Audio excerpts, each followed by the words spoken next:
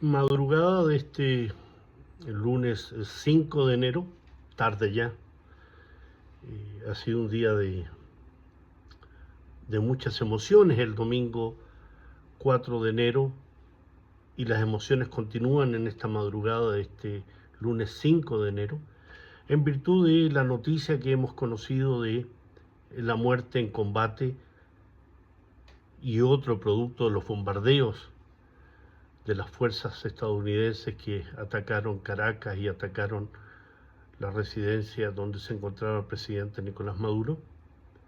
Hablo de caída en combate de cubanos internacionalistas, tanto aquellos que defendieron al presidente Maduro como aquellos que en las instalaciones habilitadas para este grupo de internacionalistas cayeron las bombas lanzadas por el régimen estadounidense. Más allá del elemento del bombardeo, más allá del elemento relacionado con lo que ya sabemos de este ataque a mansalva, traicionero, a las 2 de la mañana, lo que quiero resaltar es el concepto y la práctica de lo que conocemos del internacionalismo cubano, que no es nuevo. Desde el momento mismo del triunfo de la Revolución Cubana, Cuba se entregó al internacionalismo, que no es solo un elemento militar. Cuba, a lo largo de las décadas, ha enviado a los diversos continentes a miles y miles de profesores, de enfermeras, de médicos, de técnicos, de ingenieros, incluyendo también militares que han servido para apoyar a nacientes revoluciones, a nacientes países que se independizaron, Mozambique, Angola que se independizó en el año 1975 y a pocas horas de esa proclamación recibió un ataque combinado de sudafricanos, de fuerzas de la UNITA, de la contrarrevolución, y del viejo dictador Mobutu Sese Seko. Esa Cuba defendió Angola, fortaleció Angola y más aún le permitió la consolidación de la revolución y una Angola independiente recién en el año 1975. Estamos hablando hace 50 años. Esa Cuba revolucionaria, esa Cuba que ayudó no solo a la independencia de Angola, sino también a la independencia de Namibia. Y al mismo tiempo el fin del apartheid sudafricano, al derrotar a los sudafricanos en Cuito, Cuanavale. Esa Cuba es internacionalismo. La Cuba que envió maestros a Argelia, la naciente Argelia, luego de su independencia de los criminales franceses, de la metrópoli francesa. En Etiopía, los países africanos conocen del apoyo de Cuba, el pueblo saharaui contra la monarquía marroquí. Miles y miles de saharauis se han formado desde la más tierna edad, desde el jardín, la educación básica, media, técnicos, profesionales y también soldados. Decenas de países conocen del internacionalismo cubano. Nicaragua en la revolución sandinista. Combatientes cubanos han caído en múltiples campos de batalla, como han caído también maestros, médicos, aquellos que otorgaban atención sanitaria y fueron asesinados por fuerzas contrarrevolucionarias. Hoy, 32 cubanos, 32 internacionalistas, cumpliendo una labor coordinada por gobiernos de dos países soberanos respecto a la protección de sus dirigentes. Digo que no hay nada de nuevo en eso, pero lo valioso, lo notable, es que hay que hacerlo notar, porque muestra cuál es el concepto internacionalista de Cuba desde los primeros años de la revolución hasta ahora. Honor y gloria a esos combatientes, sostiene el presidente Miguel Díaz-Canel, el presidente cubano. como los cubanos que cayeron defendiendo al gobierno de Grenada en la invasión de Estados Unidos en el año 1983.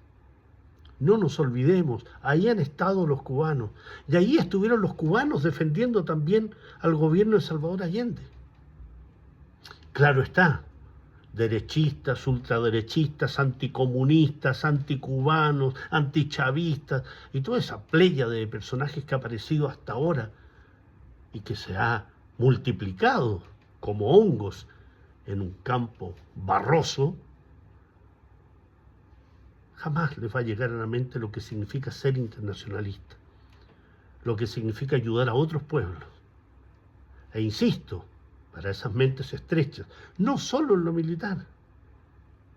Miles de maestros cubanos ayudaron a alfabetizar en Nicaragua. En África, el apoyo sostenido de los profesionales, técnicos y militares cubanos ha sido fundamental para esos países africanos olvidados, abandonados por décadas y siglos de colonialismo. Esa es Cuba. Esa es Cuba que ha ayudado a consolidar independencias. Esa es Cuba que entrega con generosidad, con sentido internacionalista a sus hijos y sus hijas, y que mueren en cumplimiento de su deber. Yo no tengo más que palabras honrosas para cada uno de aquellos que ha entregado su vida por una causa noble. Es difícil morir por causas nobles, ¿no? Fidel lo decía en la segunda declaración de La Habana, en el año 1962, que aquellos que iban a morir en Cuba o en otro país, iban a morir como los de Cuba, como los de Playa Girón, por su definitiva independencia, por las cuales han muerto más de una vez. ¿Cómo no recordarlos en nuestro propio país? ¿Cuántas muertes, cuántos asesinatos, cuántos hombres y mujeres han muerto por lograr una sociedad mejor? ¿Cuántos seguirán muriendo? ¿Cuántos han muerto asesinados en Palestina por el derecho a su autodeterminación? 77 años de agobio, de ocupación, de colonización a manos del sionismo. Y Cuba ha formado a miles de palestinos. Para que lo sepa la comunidad palestina de Chile. Ha formado a profesionales, a técnicos. Ha formado también a combatientes. Claro que sí. Claro que sí. Lo que tendría que hacer la comunidad internacional, la llamada comunidad internacional, no lo ha hecho jamás. Un país ocupado, un país colonizado, tiene el derecho legal, por parte de ese derecho internacional tan prostituido, de recibir ayuda de los países. ¿Qué ayuda ha recibido Palestina? Cero.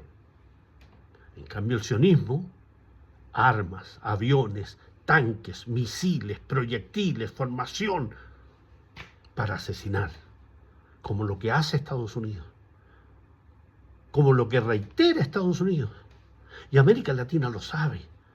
Chile, golpe de Estado el año 73, Guatemala el 54, Brasil el 64, Argentina el 75, Uruguay el 73, Grenada en 1983. La guerra contrarrevolucionaria contra Nicaragua entre 1979 a 1989. 10 años que significaron el asesinato de más de 100.000 nicaragüenses. Una cantidad enorme para un país pequeño en población. El apoyo de Estados Unidos a los gobiernos dictatoriales de El Salvador. Y mira cómo hay un salto histórico, ¿no? Los gobiernos dictatoriales de El Salvador, apoyados por Estados Unidos, por la CIA, en la formación de grupos paramilitares.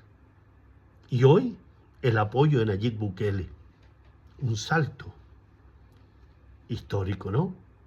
el apoyo de Estados Unidos a los gobiernos derechistas de Colombia, al uribismo, a Santos, a Duque, la formación de los grupos paramilitares, la consolidación del narcotráfico en Colombia, tiene una tremenda impronta de Estados Unidos, un tremendo apoyo de Estados Unidos. Para haber demanda de drogas tiene que haber oferta. La oferta se da y la demanda se da.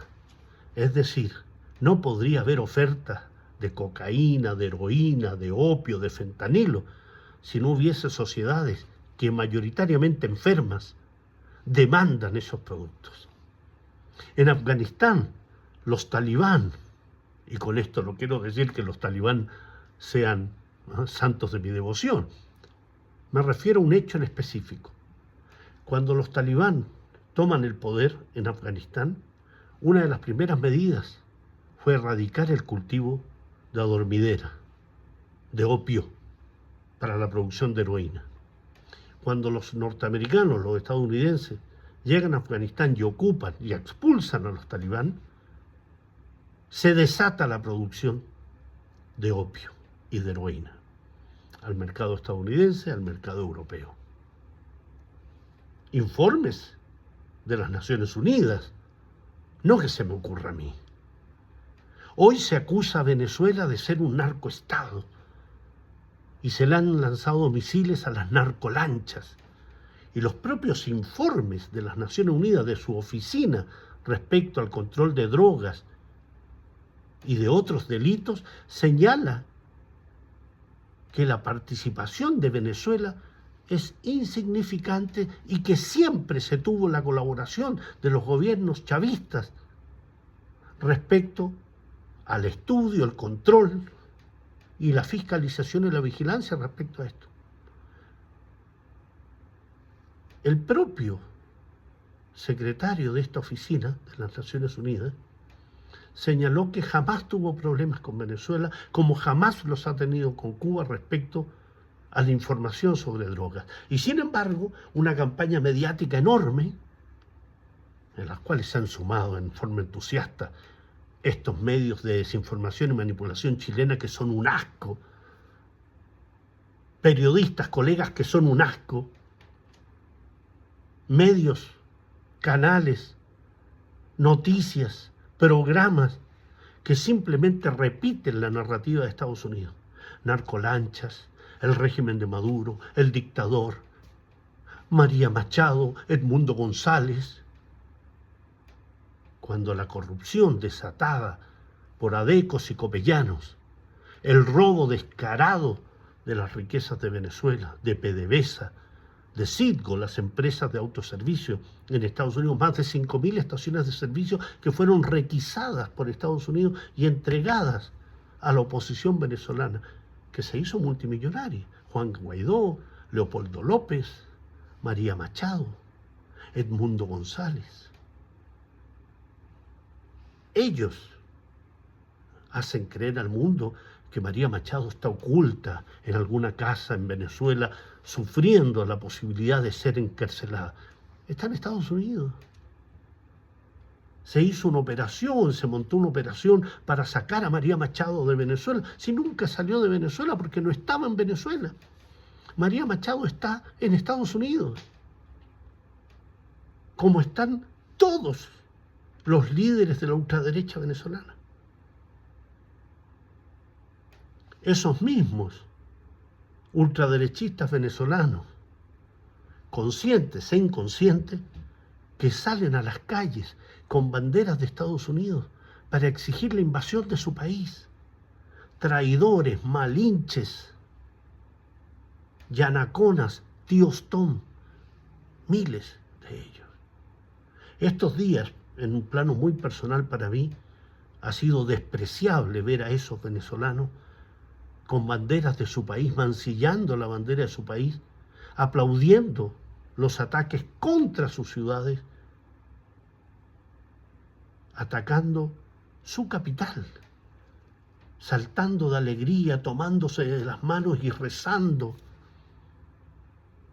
Y más aún, el propio Donald Trump le ha dado una verdadera PLR, a los propósitos e intenciones de su María Machado y otros, diciendo que ese personaje no tiene ni el respeto ni el apoyo al interior de Venezuela. El propio Trump, el mismo que ordenó el ataque contra Venezuela. Eso me hizo recordar el golpe civil-militar contra Salvador Allende, cuando, apoyado por la democracia cristiana, esas fuerzas armadas que habían jurado lealtad creían que le iban a entregar el poder a las pocas semanas, ¿no? Y les dieron un portazo que duró 17 años. Y miren lo que son las cosas de la historia, ¿no? Al arribo de la democracia, el primer presidente es demócrata cristiano. Y era el mismo presidente del Senado que apoyó el golpe de Estado. Algo pasa con la dignidad. Algo pasa con el orgullo, con esa voluntad de ser soberano. Y esa voluntad de ser soberano y de ser digno, hoy lo representan todos aquellos que mueren y que han muerto por sus convicciones. Y reitero lo que se ha dicho de estos 32 cubanos internacionalistas que han dado su vida, no en un país extraño, porque lo decía José Martí, ¿no? Héroe nacional cubano, muerto en 1895 por la independencia de Cuba. Patria es humanidad. Y esos cubanos que han muerto en Venezuela mueren porque Venezuela es también su patria, como los que mueren en Palestina, como los que mueren en el Líbano, en Siria, una Siria que ha sido destrozada y que hoy es gobernada por terroristas, apoyados, financiados, precisamente por los que desgarran vestiduras de demócratas y de defensores de los derechos humanos. ¿No les parece a lo menos raro que el apoyo al ataque a Venezuela provenga de personajes como Benjamín Netanyahu, criminal de guerra, criminal genocida sionista, de Javier Milei, este desquiciado presidente argentino, que venga de Nayib Bukele, de Daniel Noboa de Ecuador? Pensemos solo en quién está con los pueblos y quién está con la hegemonía, con el poder, la arrogancia, la prepotencia. Solo pensar eso. Pero no me quiero ir sin elevar la voz y elevar, diría yo, el orgullo, el aprecio y diría yo la admiración a aquellos que mueren por sus convicciones. En este caso, estos 32 cubanos que han caído en una operación